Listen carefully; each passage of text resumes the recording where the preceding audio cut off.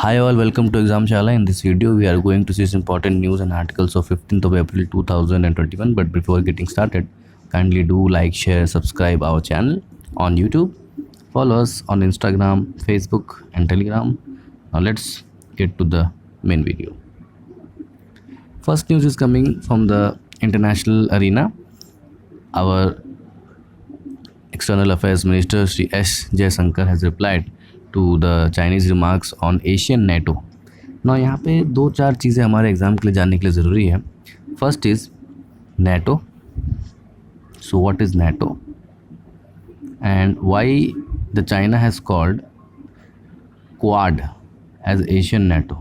ठीक है, जो Quad है that is the group of USA, India, France, USA, India, Japan and Australia. इन चार कंट्री का ग्रुप है. उसमें फ्रांस और ब्रिटेन भी आने की कोशिश कर रहे हैं, but officially the quad group is USA, India, Japan and Australia.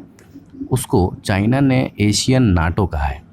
अब वो एशियन नाटो क्या है, उससे पहले समझना होगा कि व्हाट इज़ नाटो. तो हम नाटो को समझ लेते हैं. नाटो जो basically is nothing but a north Atlantic treaty organisations. ठीक है, यानी नॉर्थ अटलांटिक. ये तो आप देखेंगे कि अटलांटिक के नॉर्थ में जितने देश थे, जब 1945 के बाद वर्ल्ड वॉर 2 ख़त्म होता है और कोल्ड वॉर शुरू हो जाता है between 2 blocks, that is USA and USSR. ठीक है, union Soviet of socialist Republic and United states of America. तो यहाँ पे जो है वो communism, communist country, socialist country, और ये जो ग्रुप्स होते हैं वो कैपिटलिज्म. तो कम्युनिज़म और कैपिटलिज्म के बीच में जो एक आइडियोलॉजिकल एंड स्ट्रेटेजिक वॉरफेयर होता है, उसी बीच के एक दूरी को, उसी बीच में एक ब्लॉक बनना शुरू होता है. और जो लोग अमेरिका के साथ होते हैं तो ये both military as well as economic grouping होती है. और उसका काउंटर होता है यहाँ पोलैंड के वॉर्सो में एक जगह होता है. वॉर्सो में रशिया और उसके फ्रेंड्स वॉर्सो पैक्ट साइन करते हैं, तो वो वॉर्सो पैक्ट की कंट्रीज़ होती हैं. और उसका अपोजिट होता है NATO, that is North Atlantic Treaty Organization. तो ये जो ब्लू कलर्स में आपको जो कंट्रियाँ दिख रही हैं, USA हो गया, कनाडा हो गया, फ्रांस, इंग्लैंड. अभी हाल में नॉर्थ मैसेडोनिया जो कंट्री है यहाँ पर ग्रीस के पास, सो नॉर्थ मैसेडोनिया नाटो का मेंबर बना है रिसेंटली 2020 में. So it is also important news for current affairs. वो मिला के अभी रिसेंटली जो 28 से इनिशियली हुआ करता था वो अब हो गया 30. 2 कंट्री इसमें जुड़ी हैं, one is Slovenia and another is North Macedonia. So this is both military as well as strategic as well as economic blocking against the communist countries, against the spread of the communism.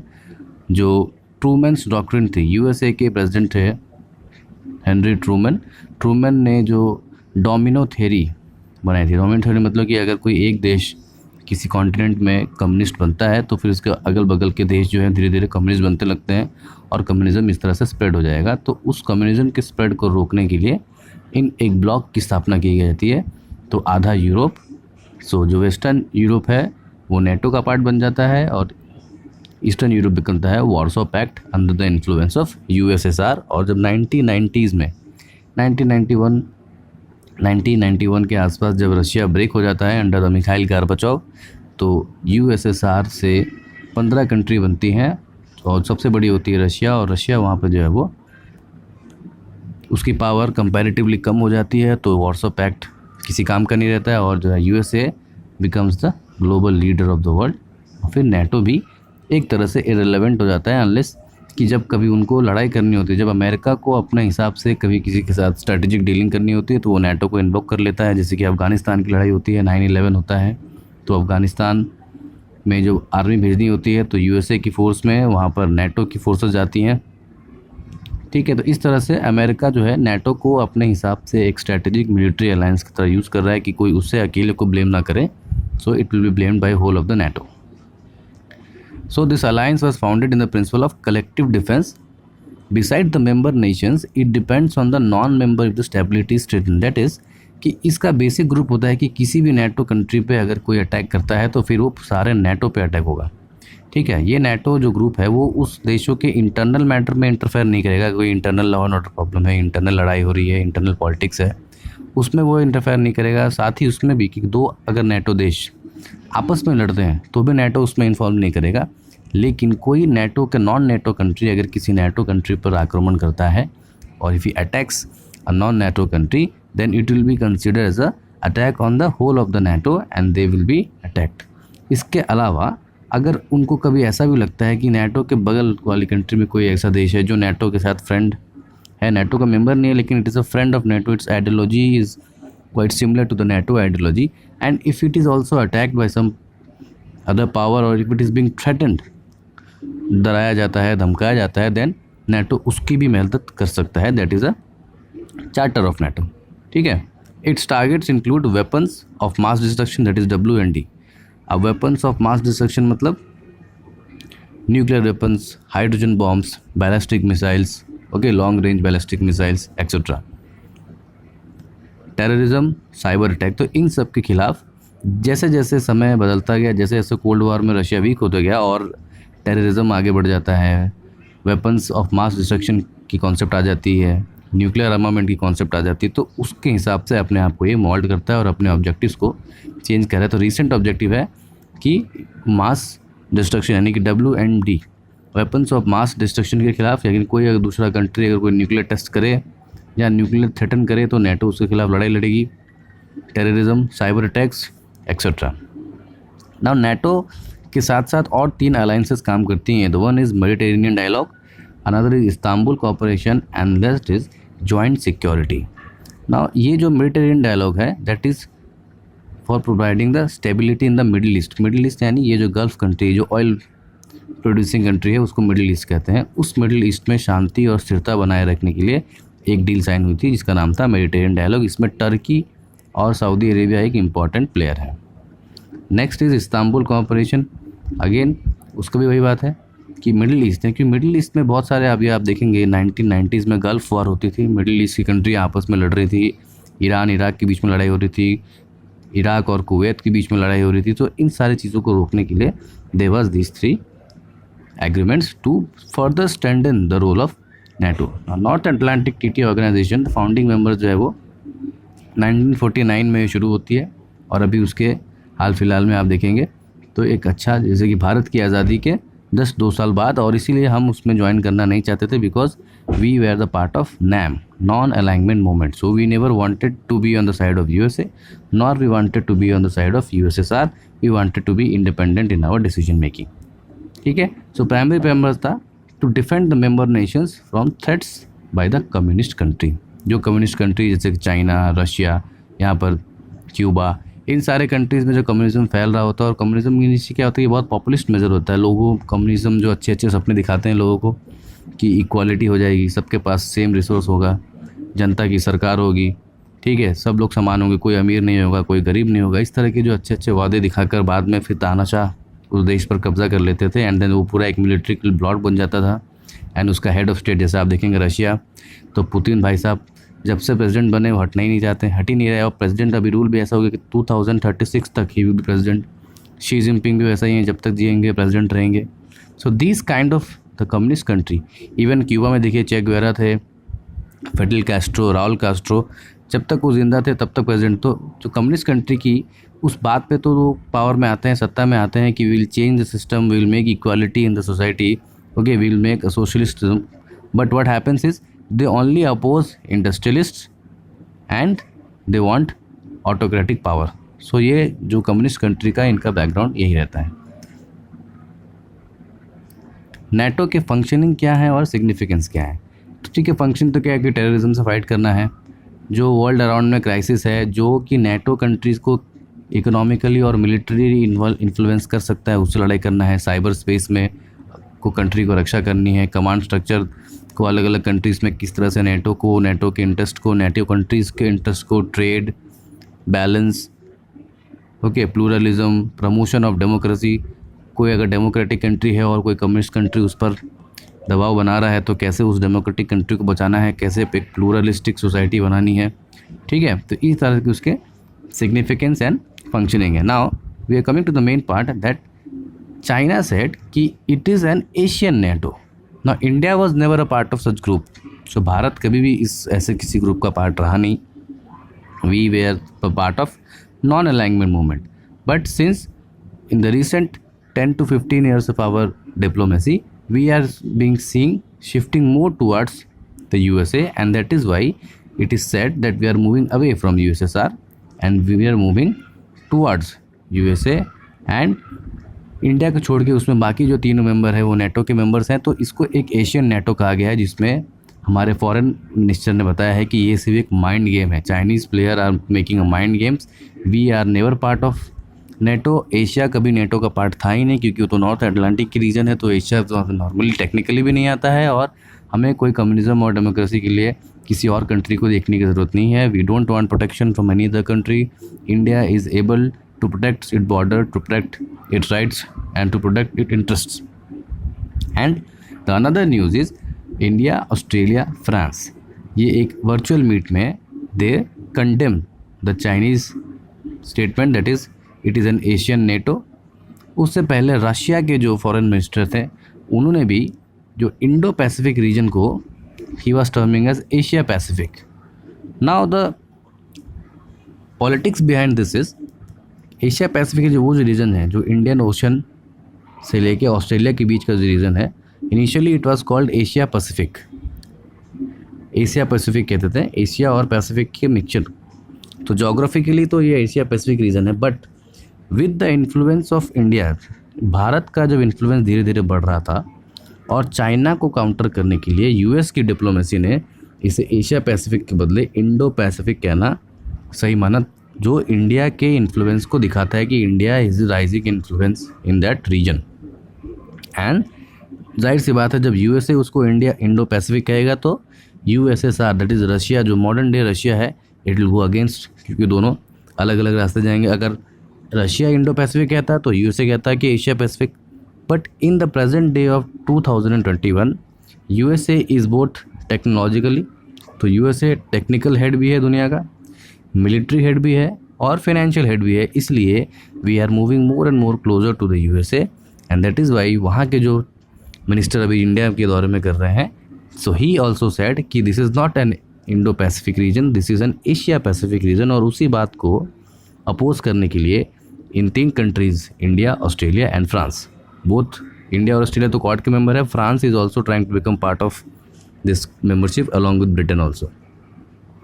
So they said that others can dictate the terms. We are an Indo-Pacific. This region is Indo-Pacific. It is no more an Asia-Pacific region. And उसके साथ साथ now see the beauty of Indian diplomacy.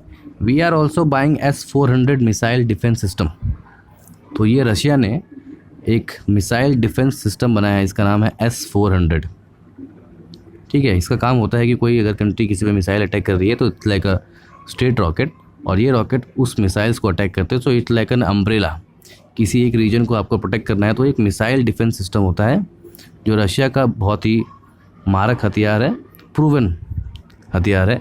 तो we are dealing with Russia to buy this S-400, and USA को इससे एतराज़ भी है. But what we are saying is that our diplomacy, हमारे फॉरेन रिलेशन जो होते हैं, हमारे इंटरनेशनल रिलेशन होंगे, that will be having Indian interest in centre. So Bharat के इंटरेस्ट को रख कर हम अपनी फॉरेन डिप्लोमेसी चलाएंगे, ना इसके कि हमको यूएसए को खुश करना है, ना इसके लिए कि हमें रशिया को खुश करना है, ना इसके लिए कि हमको चाइना से अगेंस्ट लड़ना है. हमारा काम है इंडिया इंटरेस्ट कहाँ पे जा रहा है. So we will be friends with USA, but at the same time we will buy S-400 also. और अगर रशिया उसको एशिया पैसिफिक कहेगा तो हम उसको विरोध भी करेंगे. तो ये सारी चीज़ें जो हैं मॉडर्न वर्ल्ड डिप्लोमेसी में, all the diplomacy, all the foreign relations is carried away by the national interest. And so this was whole news. What is Asian NATO? Why the Russians are calling the Indo-Pacific as an Asia-Pacific जो पहले कहा जाता था? What is the independence of relation relating to the S-400? Next news is places in news category, especially can be used for GPSC exam, both the coming STI as well as DYSO, that which region or which place is known as the hub of Kesar mango. Gujarat में केसर का hub को कौन सी जगह है? तो that place is Talala region in the Rajkot area. So Rajkot जगह में, राजकोट में तलाला एक विलेज है, that Talala town near Gir Somnath is known as the hub of Kesar mango in Gujarat. Another news from again places in news in Ahmedabad. So Ahmedabad has become the first city in Gujarat to start a drive-through COVID test. That is गाड़ी के साथ ही, जो US में बड़ी बड़ी countries में, western countries में already हो रहा है. सो this is a mobile facility. You can without exiting out of your vehicle, there are some kiosk of the COVID testing facility. It will be tested on the go, so you don't have to go at a hospital or a community hall or at a clinic. You can be tested at the very place, in the parking places, rather in the petrol filling up areas in other regions. So it will be easier, and the reports are also 10-minute reports. So जो health infrastructure पे जो load पड़ रहा था, उस load को कम करने के लिए it can be privatise also, it can be on the contract basis. So it has been started. और इसको कौन शुरू कर रहा है? तो Ahmedabad Municipality Corporation along with Newberg Supratech Laboratories. और जो कंप्यूटराइजेशन डेटा है that is done by Suphalam Solution Private Limited. So there are 3 parties. One is Ahmedabad Municipal Corporation, then Newberg Supratech Laboratories. The laboratory is taking the test. AMC is making arrangements, and the computerized, whatever the computer and soft solutions is given by Sufalam Solutions Private Limited. Now there is another news regarding the Election Commission and the Kerala polls. Interesting contest है. Article 324 Election commission को ये power देता है कि लोकसभा और राज्यसभा के जो election हो और विधानसभा के इलेक्शन हो, उनके डेट को डिक्लेयर करना, इलेक्शन प्रोसेस को डिक्लेयर करना, मॉडल कोड ऑफ कंडक्ट को लगाना. तो क्या हुआ कि केरला असेंबली, जो केरला विधानसभा में अभी चुनाव डिक्लेयर हो गए, और वहाँ के राज्यसभा के चुनाव भी पेंडिंग हैं. तो जैसे कि आपको पता है कि राज्यसभा के मेंबर को चुनने के लिए वहाँ के जो विधायक लोग हैं वो वोटिंग करते हैं और हर एक सीट अलॉटेड होती है. नाउ द क्वेश्चन इज़ कि क्या नए इलेक्शन के आने के बाद चुनाव होंगे, ठीक है, या फिर अभी जो ऑलरेडी असेंबली है वो लोग राज्यसभा के मेंबर को चुनेंगे. तो पहले इलेक्शन कमीशन एक नोटिफिकेशन जारी करता है, जो उसके पावर है, कॉन्स्टिट्यूशन पावर है 324 की, जो इलेक्शन के डेट से पहले ही, जैसे कि 21 अप्रैल के आसपास ये इलेक्शन हो जाएगा. लेकिन बाद में केरला की जो स्टेट गवर्नमेंट है वो एक लॉ कमीशन, इलेक्शन कमीशन को रिक्वेस्ट करती है कि आप एक नए इलेक्शन हो जाने दीजिए, फ्रेश इलेक्शन, और उसके बाद हम राज्यसभा के मेंबर्स को सिलेक्ट करेंगे जो नई असेंबली बनेगी वो. और उस पर वो केरला असेंबली जो है, केरला इलेक्शन कमीशन जो केरला लॉ कमीशन की रिपोर्ट को मानकर इलेक्शन के बारे में नोटिफिकेशन नहीं देती, और they wanted to stall. But उसी बीच में केरला हाई कोर्ट में एक केस फाइल हो जाता है और वो कहता है, एंड केरला हाई कोर्ट का द ऑर्डर इज कि yes, according to the article 324 Election Commission has the power to declare the date of elections, method of elections, moral code of conduct, but it is not outside the judicial review. So judicial review से बाहर वो नहीं है, यानी कि उस पर भी जुडिशियल रिव्यू हो सकता है. जस्टिस उसको देख सकती हैं कि वो डिसीजन सही है या नहीं, या किसी को फ़ायदा पहुंचाने पर दिया गया है या नहीं. सो ये जो एक बड़ी डिबेट थी कि इलेक्शन के डेट को रिलेटेड जो पावर है वो तो इलेक्शन कमीशन के हाथ में है, तो कोर्ट इसमें इंटरफेयर कैसे कर सकता है. तो high court had said yes, it is the sole authority of the Election Commission of India, but it is also under the judicial review. that is वो सारे डिसीजन जुडिशली उसको रिव्यू कर सकती है, जुडिशली उसको फिर से जांच सकती है और देख सकती है कि क्या वो डिसीजन किसी एक पॉलिटिकल पार्टी को फेवर करने के लिए बनाए गए हैं या नहीं बनाए गए. और उसी को जुडिशियल रिव्यू को यूज़ करते हुए केरला हाई कोर्ट ने ये ऑर्डर दिया है, दैट इज़ जो ऑलरेडी एग्जिस्टिंग असेंबली है वही राज्यसभा के मेंबर्स का चुनाव करेगी, और इस इलेक्शन से पहले ये हो भी जाना चाहिए. So this was all for today's news. We'll see you in the next video. तब तक के लिए take care, stay home, stay safe.